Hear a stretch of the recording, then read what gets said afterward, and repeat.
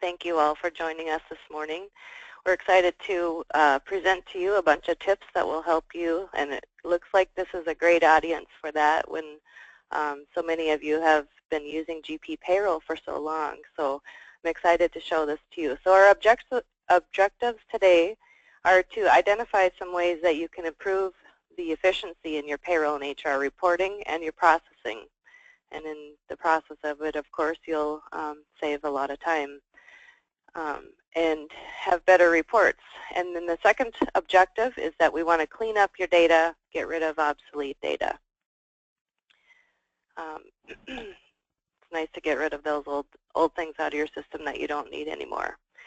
So our agenda, just to give you a little idea where we're heading, we're going to identify 3 R's that will help you get started cleaning up your payroll and HR data, and then give you some homework. Identify 20 tasks that you can do, or you can think about and you can ask for help with if you can't do them yourself. So before we get started on our actual slide deck, I just wanted to give you a little background on who's talking to you today. I'm Shirlene over here on the right. I've been with InterDyn BMI for about 20 years and started as a GP Dynamics customer on payroll and HR, and actually the full financial system as well, back on version 1 of GP. So I'm kind of an old dog, old timer here, and I learned GP kind of the hard way before there was training available. So it's exciting for me now, after all these years, to have some great presentation, some great tips to present to you guys that you can set your system up a little bit more efficiently. And thank you, Caitlin Koch from Elam Care, very much for joining us today. I appreciate your help in presenting this today and also at GPUG next week. And I'd like for you to give a little background on yourself here. Hello, everyone. I'm Caitlin. I am the lead payroll coordinator at Elam Care. I've been in my current role for about a year, but I've worked with Elam for about 3 years. I started with them right out of college in the HR department. So that when I started in the HR department was when I started with GP. So it's the first HRIS system I've ever kind of worked with.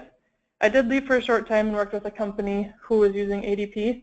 So I have a little bit of a comparison with another system, which has really made me appreciate GP a lot more. One of the biggest things that I noticed was the difference with ADP and GP was the reporting. Getting data reports out of GP is so much easier. I really enjoy working with smart lists and things like that. So I miss GP so much I had to come back and work for Elam, so I've been back with them for about a year now. Elam is a senior housing provider, so we currently have about 28 entities with 2,500 employees roughly. We are still growing, in the process of building a new campus down in Florida actually, so never dull. We currently have one GP database using binary stream to combine everything into one, so all of our companies are in one system. We have biweekly payrolls, but we split them into 2 groups and process roughly 12 payrolls every week. So every week is another payroll, so it's very busy in our payroll department. All of our entities have little quirks, makes them a little bit different. So we tend to be a fairly complicated company. So we have a lot of custom things built into our GP database. We have quite a few third-party vendors that we use. But even with all of that, everything always seems to run fairly smoothly. So we do utilize almost all of the little tips and tricks that we are going to go through today. And I think that these things aid a lot in all of our processes running so smoothly. So with that, Shirlene will get us started. Okay, great. Thank you, Caitlin. You have such awesome experience with this. Even though you don't have a lot of years of experience, you are in a very complex setup at Elam Care. So you do have great experience with all of these tips. So thank you for being here. So just a few pictures here to get us started to make sure that you guys are in the right place and you're going to learn things that you want. Little visual here about how long you've been working in GP. The longer we've been in GP, especially with our payroll system, the more likely that it's time to revisit things and and clean up our setup a little bit, learn about what's been working well and what we need to think about changing. We're old dogs, but we can learn new tricks. Another thing that we want to think about is, do we have time, or what are we working on? What are we spending too much time on, so that we don't get to do fun things? This is actually a picture of my dog. He would come up to my desk and nudge my hand off my mouse, so he'd say, "Let's go. It's time to go play. Stop working so long and hard." So let's find more ways to work efficiently so you can have that playtime. And then you can have more playtime. You can actually take a day off. So that's what we would love to get you to, where you have a little more time in your day.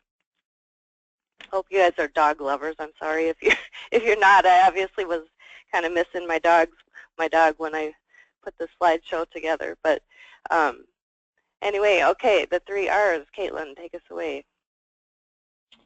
Okay, so in cleaning the sludge out of our payroll HR system, we're going to go through these 3 R's. So the first one, we want to review what we've been doing, how we've been doing things, ask some why questions, why we're doing some things the way we are. Then we're going to revamp. So we want to make some changes, shake it up a little bit to help things work and report more efficiently, so we're not spending too much time doing things or doing them a longer way than we potentially need to be doing them. And finally, potentially maybe remove some things. So part with the old things. If there's some pay codes or things that we're not using anymore, maybe inactivate them, or even remove some things from the current system and put them in a separate place for safekeeping, where you could still potentially have access to it, but it's not bogging down your current system. So the first R that we're going to go through is review. Sniff around a little bit in GP, look at the way you're doing things, look at the way things are set up, answer some of these questions. What codes aren't working well potentially, maybe what reports aren't working well, or what reports aren't we using anymore. Are there things that we're doing that are redundant? Are we entering things in the same place and maybe we don't need to be, or re-entering it every time we have a new employee? What's out of date? Or maybe why was it set up this way? Maybe you came in to the company after GP was set up and things were already in process and they were doing things a certain way, but maybe we don't need to do it that way anymore. So we'll just kind of go through some of those. You'll want to go through some of those questions.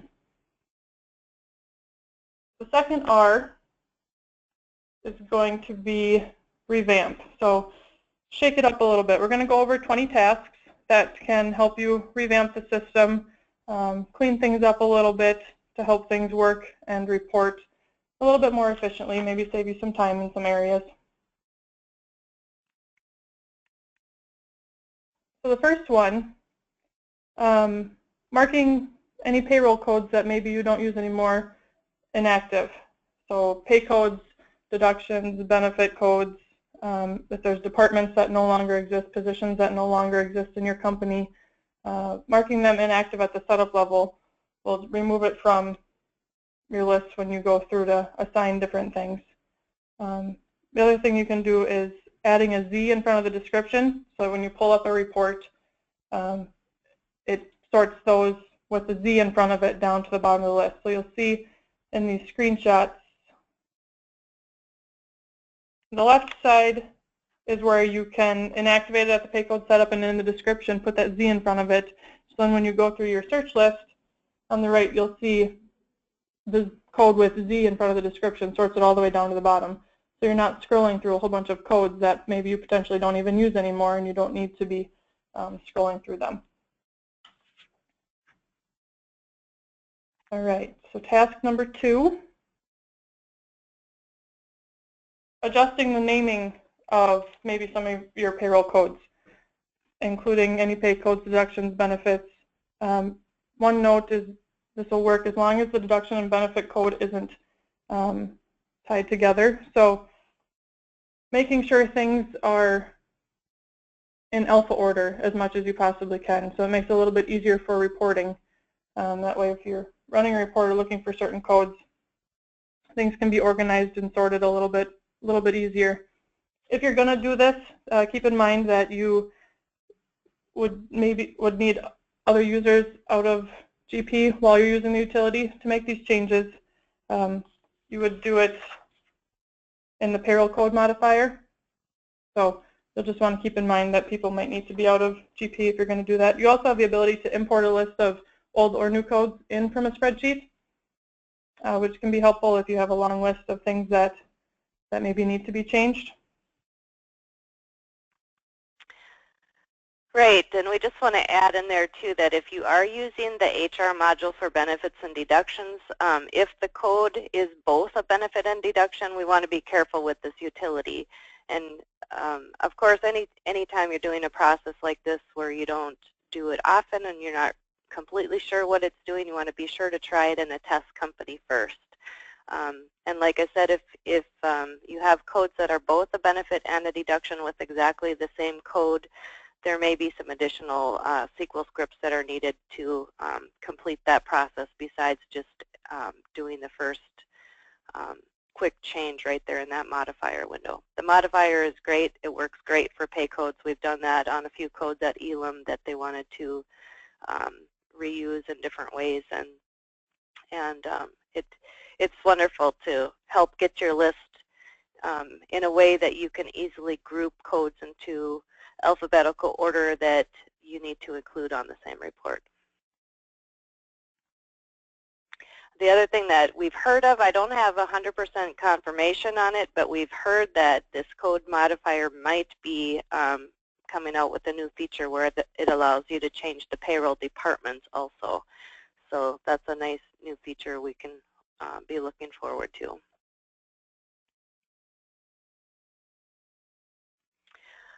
Okay, task 3 that you can do. We want to make sure that our pay codes are working effectively for you. The pay type on a pay code determines how that pay code will work.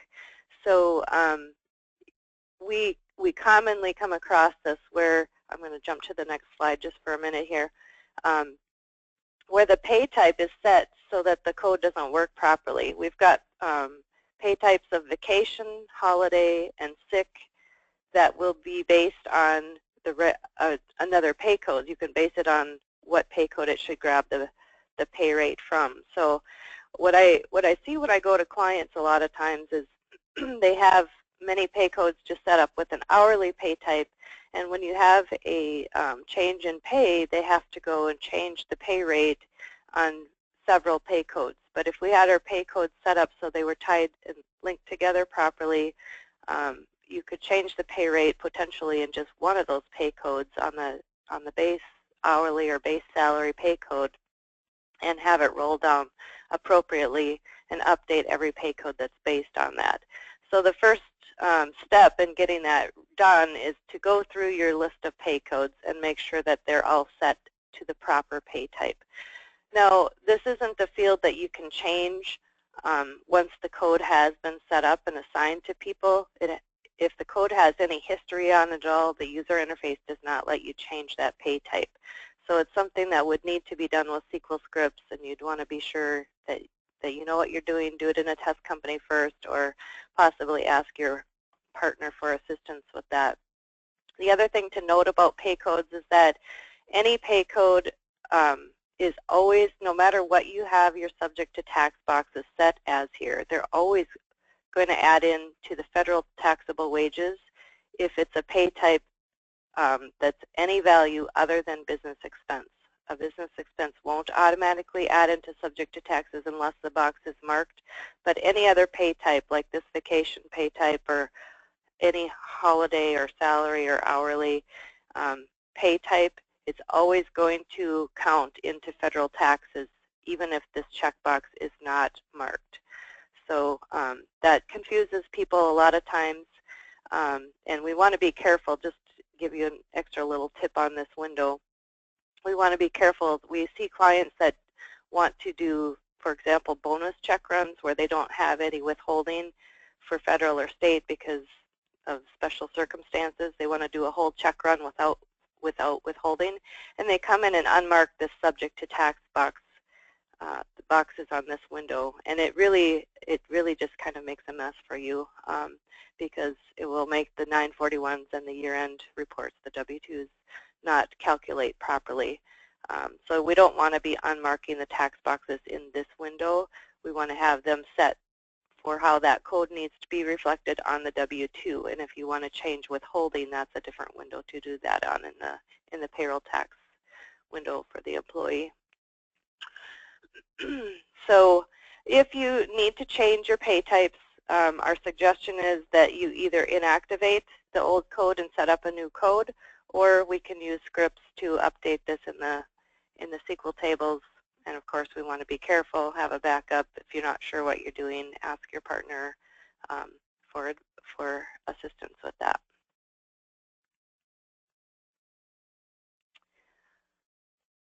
Okay, so task 4, using employee classes.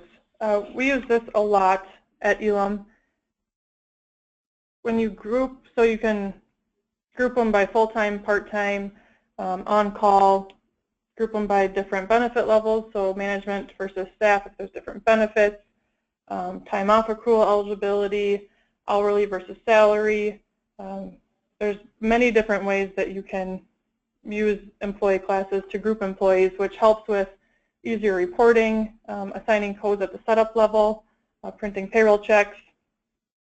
We set up a lot of codes at the setup level based on employee classes. It saves a lot of time setting up new employees, or if an employee changes from full-time or part-time, vice versa, it automatically updates what benefits maybe are available to them as we use the payroll and HR modules. So it really helps organizing your staff, especially with reports, because they can be in different areas. All right, so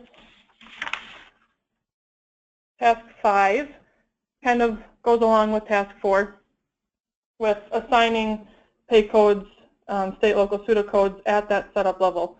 So when you're entering a new employee, it'll, based on that class ID code, it automatically gives them the pay codes that you have set up for them.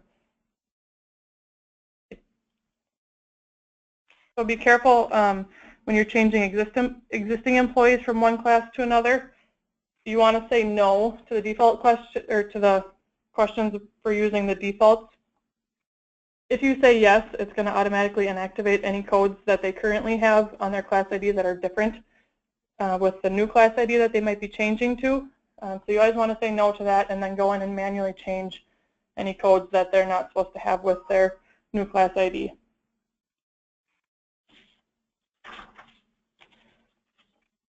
And that's one of the most common, that's one of the most common support calls that I get is, how come all of my codes are inactive on my employee? They didn't have their health insurance taken. And so when we start investigating into it, this is what we're looking at. Did the employee have a change in their class? And if they did, when you change the class and save the employee, did you say yes to the questions? And you know, Kaylin, when I did my training with you and all of the other Elam people, that was one of the things I always kind of drilled into your heads, right? That you always say yes to the questions except for this one time. It's when you're changing the class on an existing employee, then you say no. So this window kind of shows at the setup level, at the class code setup level, where you can assign different pay codes. In this pay codes drop down, there's also deductions and benefits, so you can choose which ones will automatically tie to that class ID when you set up a new employee. And over here you can set up the pseudostate or the work comp code.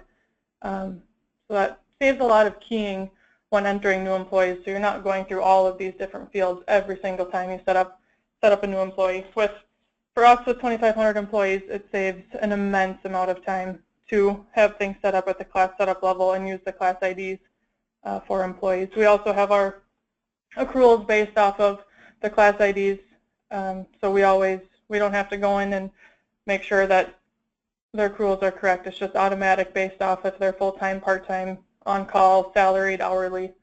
we use all of those. So I think this is one of our biggest things that helps us save a lot of time keying things in GP. Task number 6, marking the primary pay code, whether they're hourly or salary. So hourly employees would most likely have a regular pay code that gets marked as primary. If they're salary, they have their salary pay code. It helps you easily get lists of base pay rates for employees, so pulling into smart lists.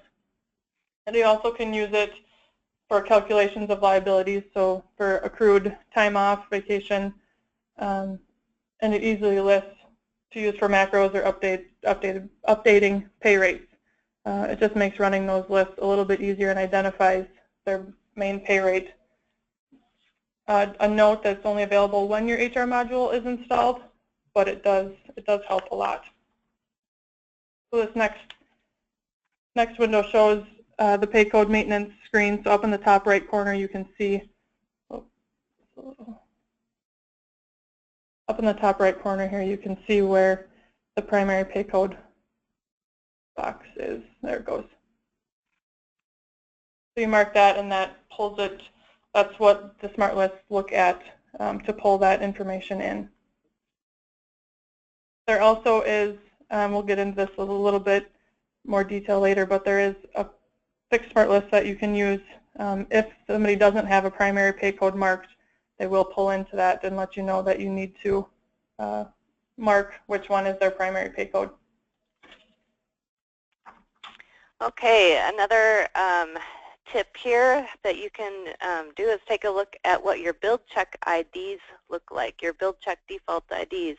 When you go into the build checks window and you hit the looking glass to choose your build check IDs, what I often see is that people have a long list in here and maybe they're setting up a new ID for every time they do a check run.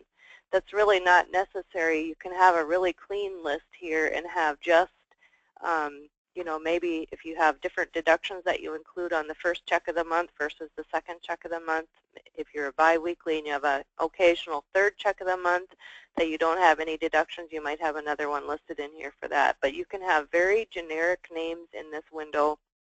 And then the advantage to that is you can keep all of the proper boxes marked here on the include pay periods and the appropriate way that you need to include your salary. You've also got your include deductions and benefits buttons behind there, and those settings will save.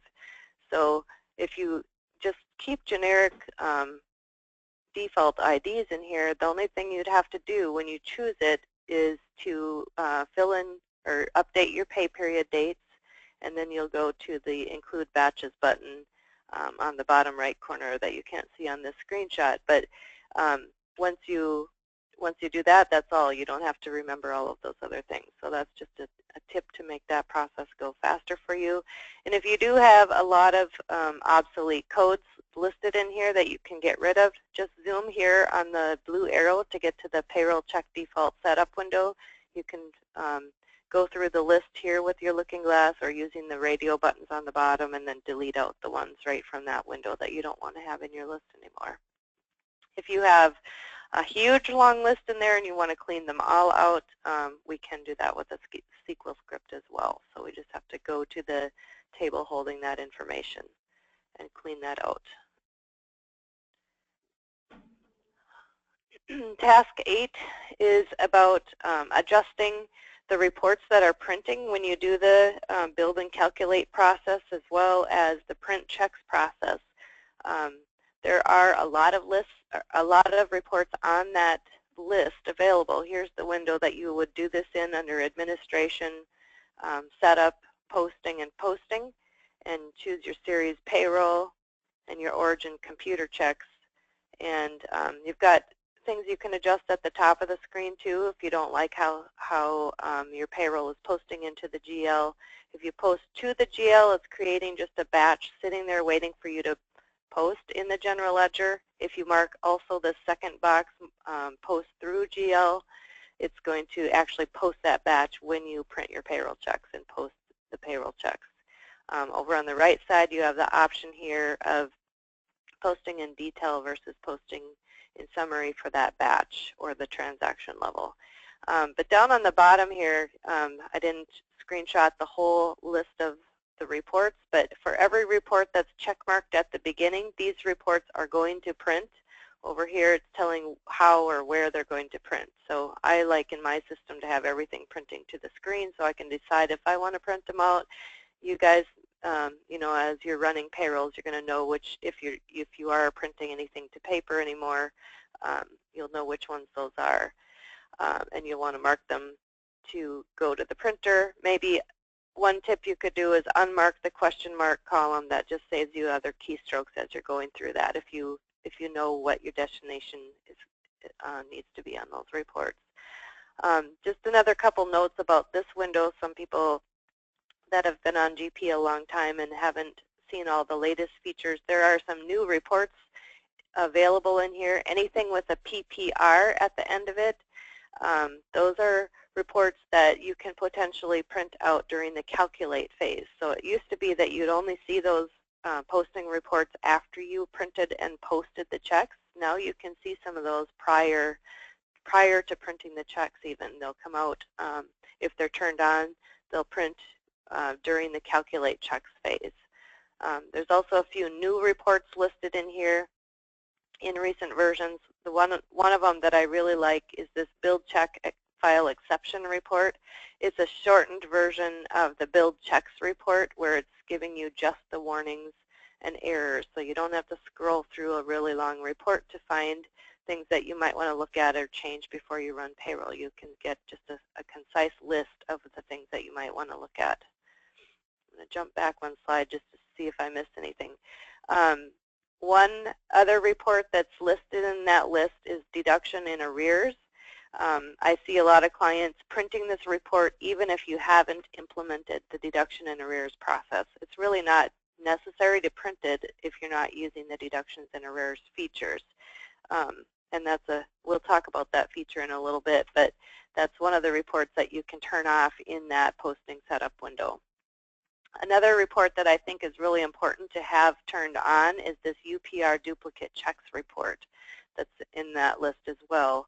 GP really does not like duplicate check numbers, so if you print a payroll check, especially with a exactly duplicate check number, you won't be able to void that check if there's a problem with it. So that costs a lot of time and money and headache to fix. So if you just turn on this report, you'll get a warning right away when you, if you're using a check number that will cause a duplicate check to be used. There's also a couple other new distribution reports available in that list. It'd be great to take a look at those too if you're not familiar with those.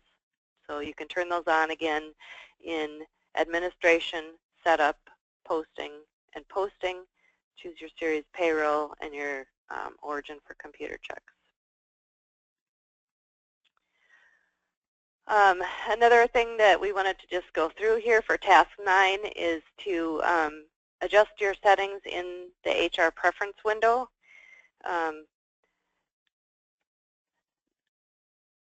There's a few settings in here that you can set to make your life a lot easier. If you are not using the salary matrix features in GP in the HR module, you can turn off a couple of questions that may be popping up for you whenever you're adjusting pay codes on employees. There's a couple of them here. The auto create position and pay code links, usually I mark that box so that when I add a new pay code to an employee, even if that pay code hasn't been used for that particular position code before, it'll just automatically link it to that position. And that needs to happen if you're going to be using salary matrices, or if you want to really be super careful about which positions are using which pay codes. That is a control that can be used, but I don't see a lot of clients making use of that. So to turn that question off from coming up all the time, you can just mark that checkbox to auto-create those. Also on the employee pay code maintenance window, if you want to be able to track history on that window, if you mark this box to enable the reason for pay adjustment, that will cause you to put in a reason anytime you change something in that window. And I don't recommend marking the next one, because if you allow people to cancel on that reason question that comes up, then you don't necessarily have a complete history record. So I like to see people mark the enable reason so that you can see the history in your HR pay history tables of the history and the changes of pay rates. And then mark the box to ignore the position and salary links. That will just, if you're not using that feature, again, it will just save you some keystrokes. Also default the employee information to the dependent information window. If you're using the dependent information window, you can mark that box to save you some keystrokes there. If you're using the to-do list, you can mark the box to roll forward. So these are just some common settings that I see that help clients. You may have some special situations where you don't want to mark yours exactly like this, but this is commonly what I see. If we're not using the HR piece for organization and tracking vacancies available, then you can also mark this to not ask you questions about updating those things. For task number 10, there are HR and payroll tables for benefits and deductions. If you've been on GP a long time, you may just be using the payroll tables. If you've implemented GP more recently, we've probably helped you implement and start from the HR tables right from the beginning. But if you've been on HR or on payroll in GP a long time and you maybe haven't been using the HR side, we do recommend setting the HR side up for the benefits and deductions.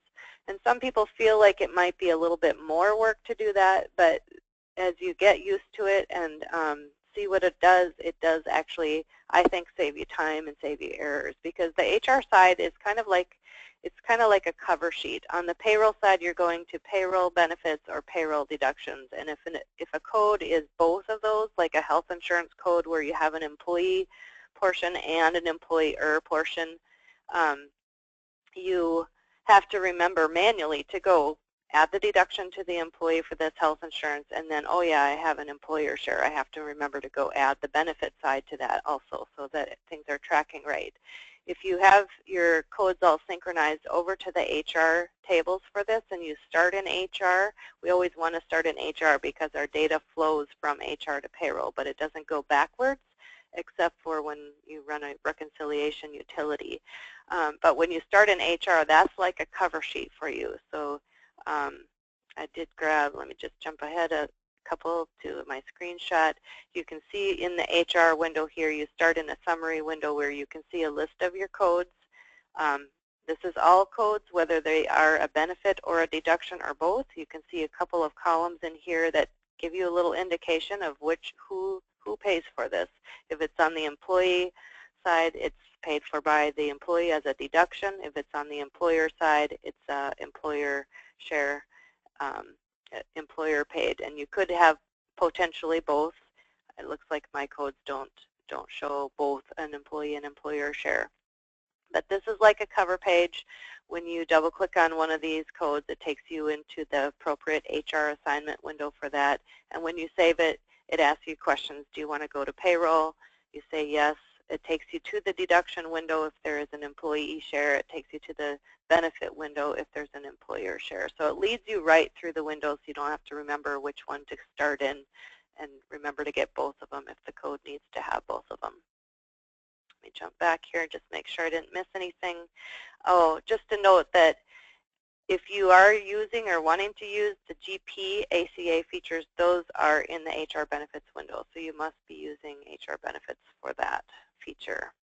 If you're using an outside product like Green Shades or Integrity Data for your ACA reporting, then you don't necessarily need to have your code set up in the HR side.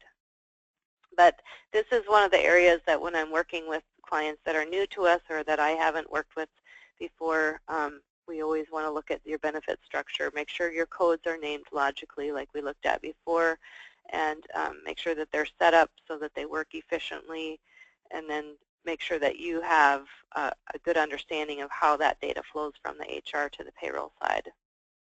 So, you know, and when you do use HR, there is a setting at the setup level. I see this occasionally that clients have this set to automatically update the payroll side. I don't recommend using that setting just because then the user doesn't see what's happening behind the screen, behind the scenes. That preferences setting where you can tell it to automatically update the payroll side means that when you save the code in the HR window, you don't see any more questions about going to payroll. It's just doing that behind the scenes. I like to not use that so that the user gets used to watching what windows are being updated and make sure that it really is going over to the payroll side the way you'd like it.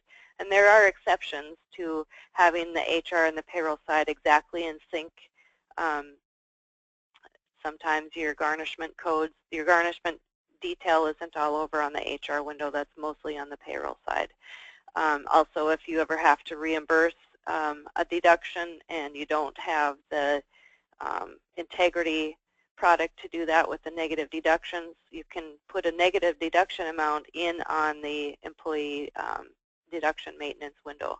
So that would be a case where your HR side would be a little bit different from the payroll side just while you're doing that negative deduction amount. But for the most part, we want to keep things in sync. We want you to start in the HR side, let things roll over to the payroll side the way they need to. And this isn't obviously complete training of how to do that, but just to give you a little idea if you're not using the HR benefits window.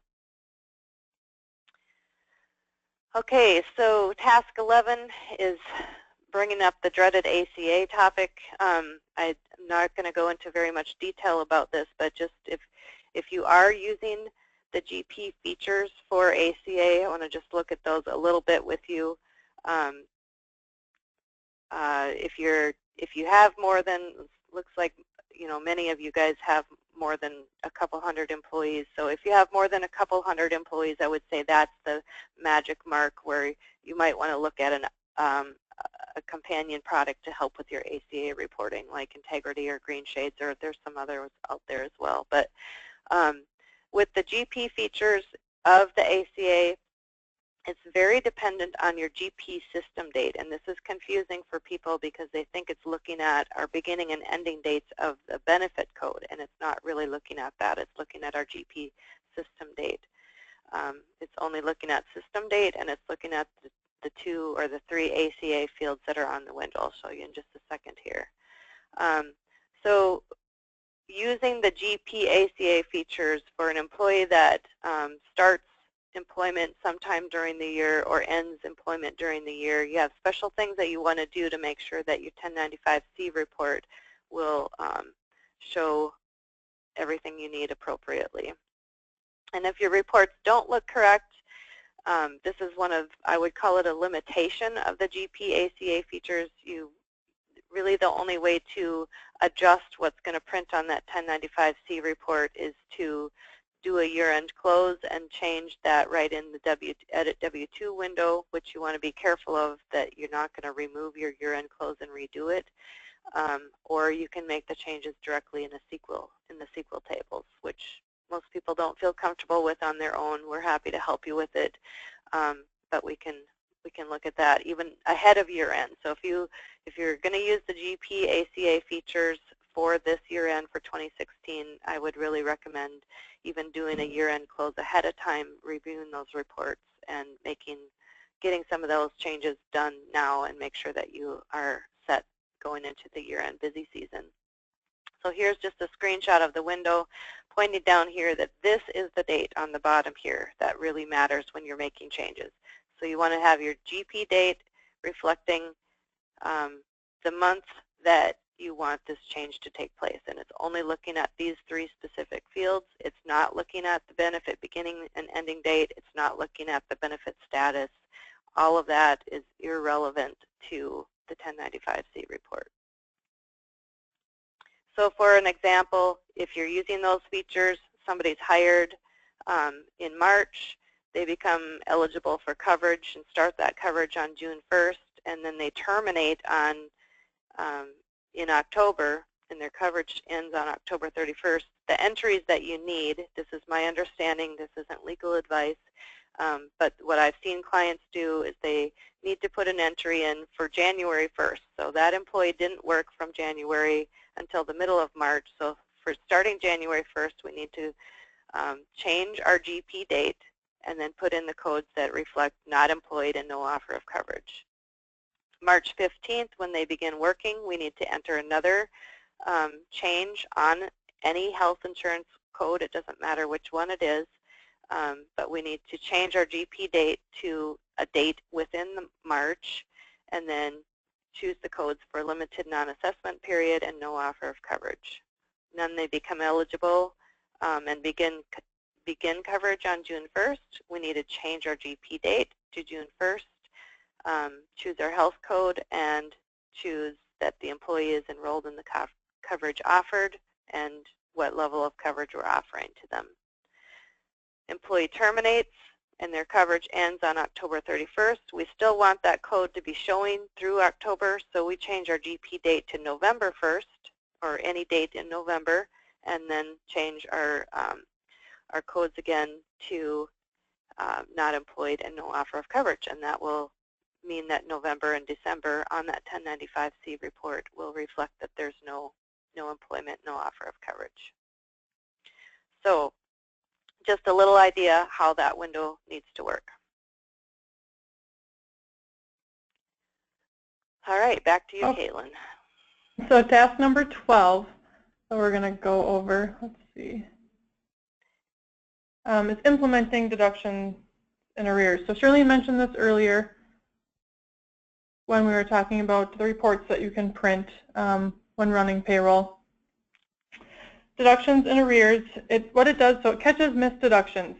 It automatically withholds the arrears amount on the next appropriate check. So if an employee for some reason doesn't have any hours on a paycheck and they don't receive a check, but they have benefits, so they should be receiving, or they should be having deductions, premiums come out of their check, GP will recognize that it didn't happen, and on their next check it needs to basically double deduct them for their premiums.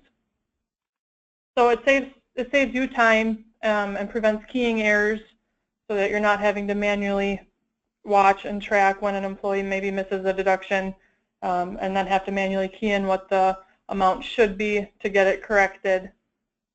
It also can be used for new employees if they don't get set up on time, if they don't turn their enrollment forms in on time, so you can't set them up for the first check of the month.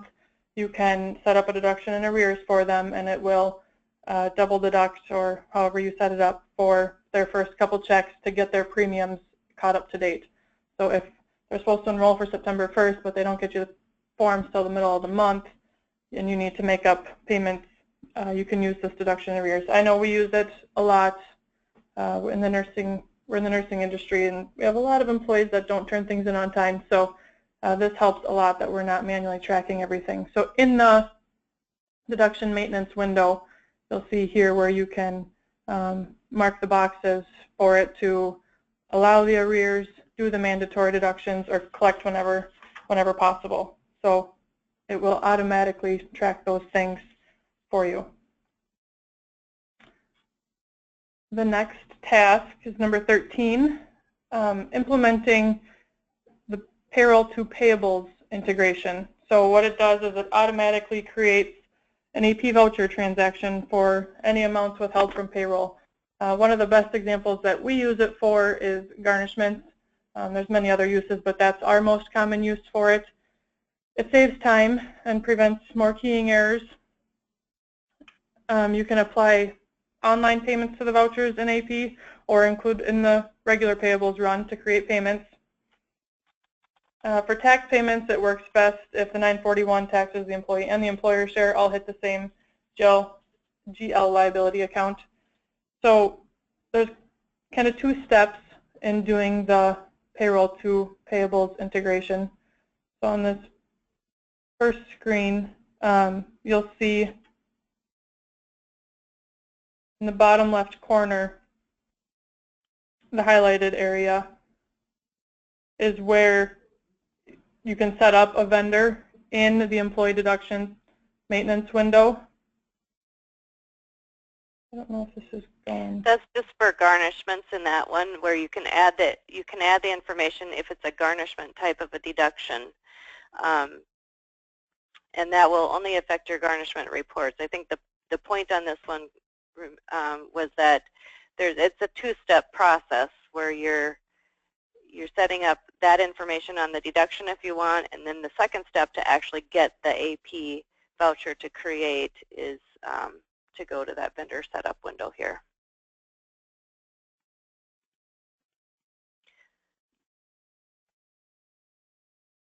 Caitlin, are you having trouble seeing the slides? Yeah, it's not. Okay, I can help out with this here. So the second step we need to just be sure of is that you get the payroll vendor set up. This will actually determine that a payables transaction is created after payroll runs. It saves a lot of time for your payroll or your payables clerks so that they don't have to rekey things that were deducted from payroll and need to be turned around and go right to a vendor. So you can set this up down to a very detailed level. It can be at the employee deduction level. For each employee, that same deduction code can go to a different vendor, or it can be at the deduction setup level. So everything under that deduction code goes to one vendor. We're going to have to speed up a little bit here since we're down on time and not close to the end of our slides yet. But task 14 is about cleaning up your payroll posting accounts. There's a new feature in GP 2016 that allows you to import and export into this into the payroll posting account window. That's a window that none of us really enjoy working in, but there are new features on this navigation list to import and export. And the thing we want you to be careful about with this new feature in 2016 is that if you use the import process, it replaces what's in that table. It does not just add to it. So if you're going to use this feature, be sure that you export everything that's in that table first and use that and add to that spreadsheet then any new rows that you want to import, and then you import the entire spreadsheet again back into the table. Task 15 is just to review whether your paid time off tracking is working well for you. There's a few different options right within GP. Otherwise, we've got other products of choice to recommend if the GP features don't cover what you need. Everybody's got different paid time off plans. The standard plan is very, very basic, not applicable for very many clients. The HR attendance will cover a lot of people. That feature is right in your HR module. You don't have to buy anything extra for that. And it allows unlimited buckets. You can do accruals on schedules according to seniority, have maximums in the account. PTO Manager is the next level up. Again, that's not a free product. It's in the extended or the advanced payroll pack, so it costs a little bit more money. It's got specific things it can do, and if that doesn't cover, our next choice of product usually is Comprehensive Leave Manager from InterDyn. Other extended features that you can consider, Caitlin, I'm not sure if you can see the slide here, but we're on the Pay Policy Manager. This is really great for if you need to track multiple pay rates.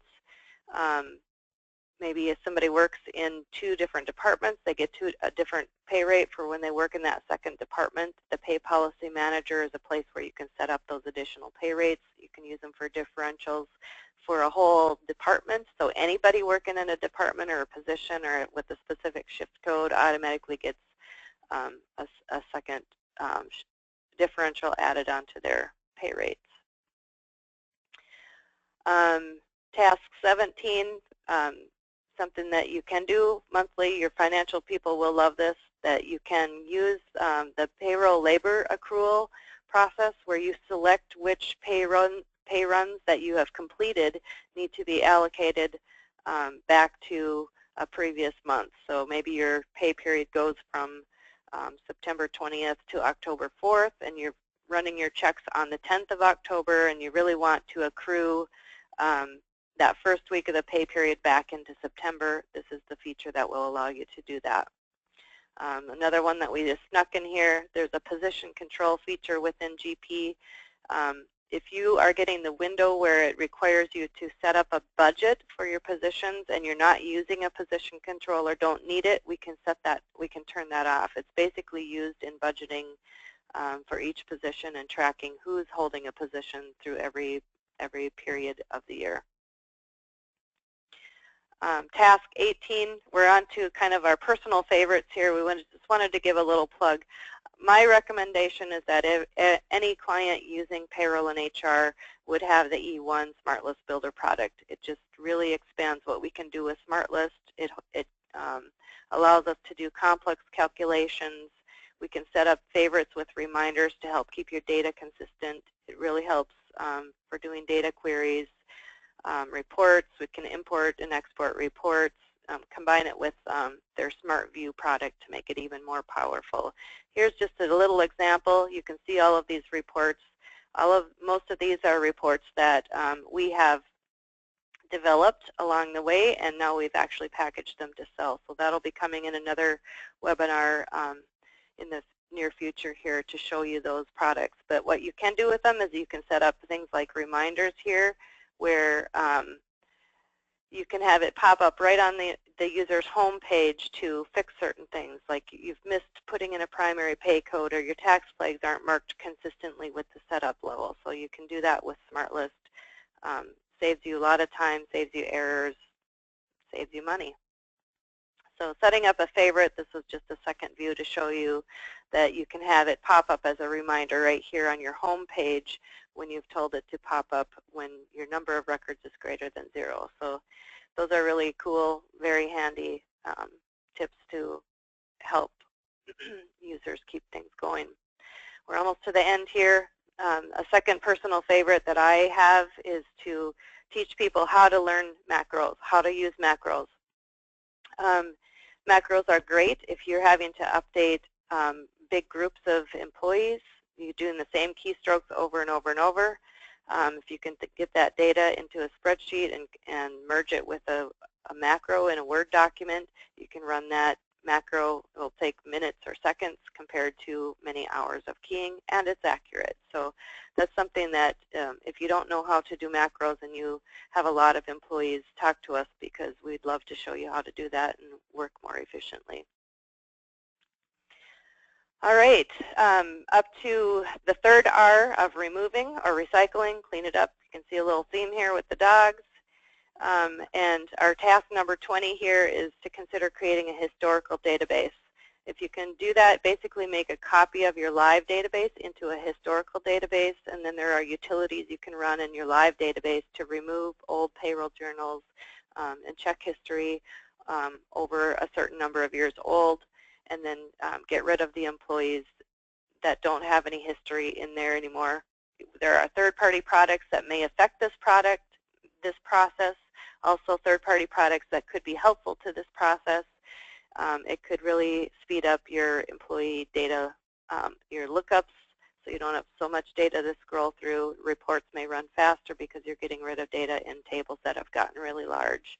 So you want to be sure to limit access to that historical company so that things can't be changed in that company. So we are at the end of our slide deck and at the end of the hour. So if anybody has questions, I'll be glad to hang on for a little bit here. And Kim, if you can let us know if there are any questions, we'd be glad to answer them. There are questions. This is fantastic. Oh my goodness, all of the tips that you've got here is just excellent. So thank you for that. So again, on the right-hand side, everybody, there is an area for you to answer questions, and we'll make sure we get those addressed right now. So the first one comes from Sonia, and it is the inactive option only in a certain version? This is early on in the presentation. Yeah, we talked about inactive, making pay codes and deductions and benefits inactive. So there is not an inactive option at the department or the setup, or the department or the position setup. Those do not have an inactive button on them. But for pay codes, deductions, and benefits, those always have been able to be inactivated in any version. So for the departments and positions to basically mark, in air quotes, mark them as inactive. You want to at least put a Z or something at the beginning of the description so that you can see they're inactive. Okay. A follow-up question to that is that only available in U.S. payroll? I don't know about that. I'm sorry. We can find out an answer for you, but I mainly am looking in U.S. payroll. So Canadian payroll might be different. Other countries might be different. Right. But you can always use the Z, and I'm sorry, you can always use the Z in the description, I think. So that would work. Yep. And then also we do have specialists for Canadian payroll as well. So throw the question over to Charlene, and we'll make sure we get an answer for you on that. What version of GP is being used in your presentation? This was GP 2016. Okay, excellent. Latest and greatest. Also, yeah, how do I get those smart lists?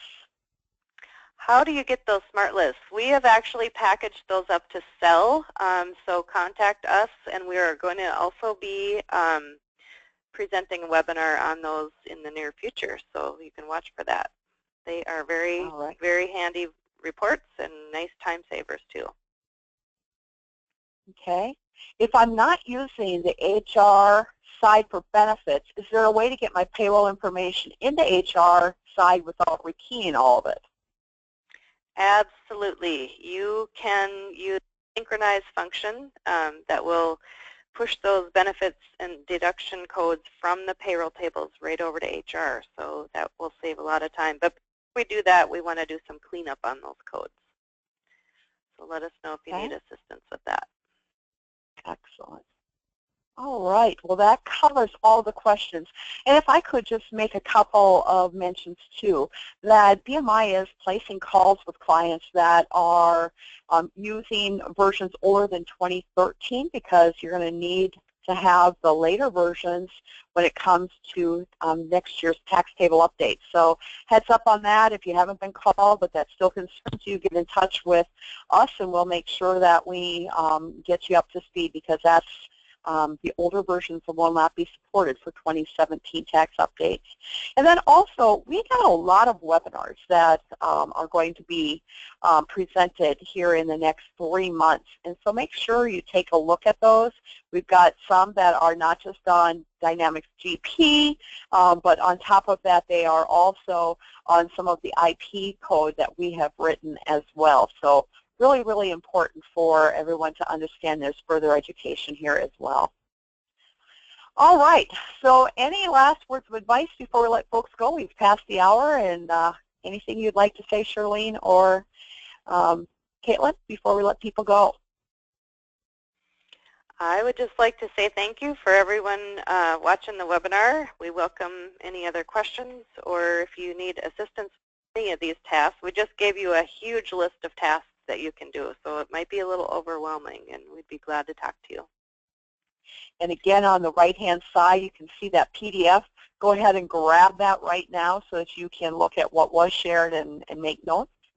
How about you, Caitlin? Any words of advice before we let folks go?